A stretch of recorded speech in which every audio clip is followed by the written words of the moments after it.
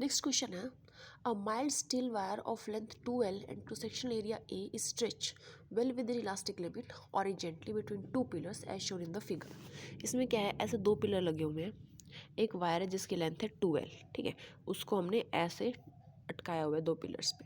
A mass M is suspended from the mid point of the wire, इसके mid point पे हमने यहाँ पे कहीं एम मास को सस्पेंड कर दिया।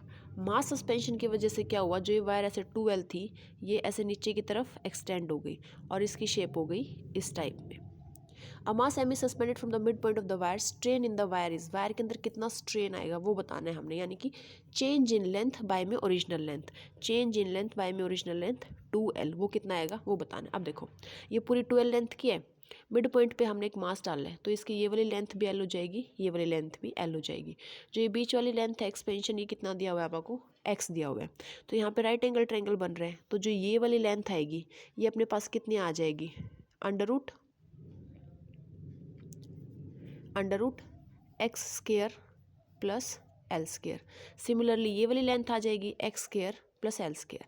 तो ये जो पूरी वायर है इसकी लेंथ कितनी हो जाएगी, twice of under root x square plus l square, ठीक है।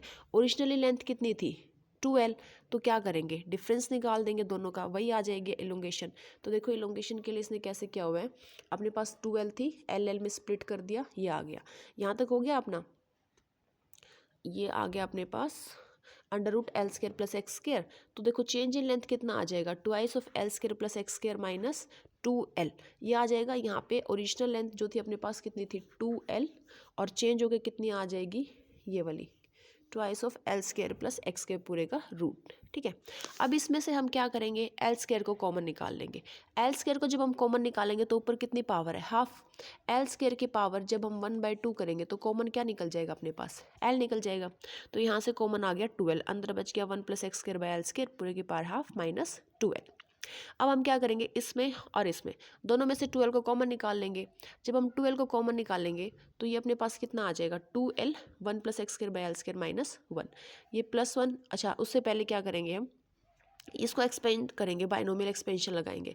तो 1 + एक्स की पावर जब n होता है तो वो कितना हो जाता है 1 + nx। कब, जब x की वैल्यू बहुत कम होती है 1 से। तो हम अप्रोक्सीमेशन लेके चल रहे हैं, तो अब देखो डेल्टा एल की वैल्यू क्या आ जाएगी 2L, 1 + x square by 2L square minus 1, +1 - 1 cancel हो जाएंगे।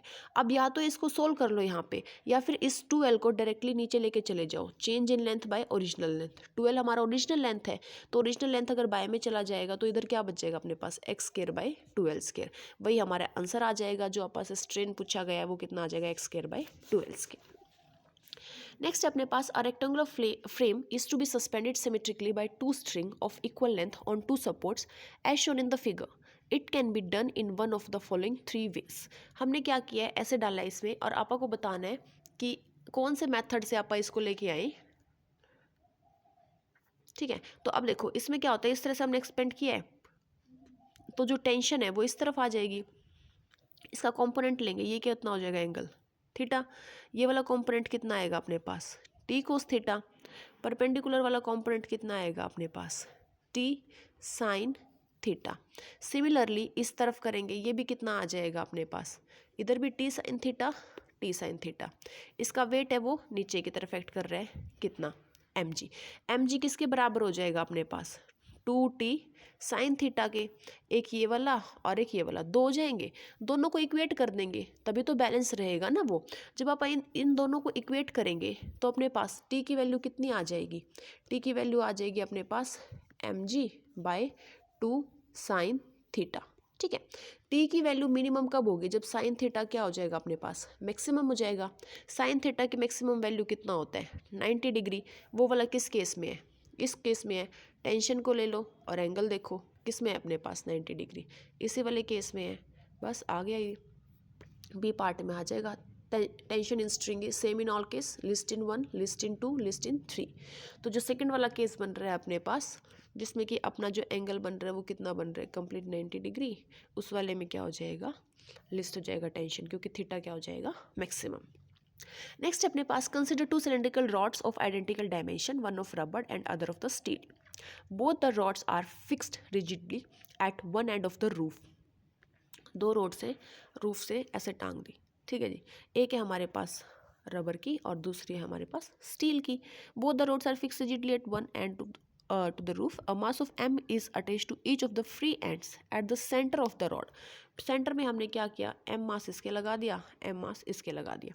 तो क्या आएगा हमारे पास, दोनों में इलोंगेशन होएगी, इसमें भी और इसमें भी।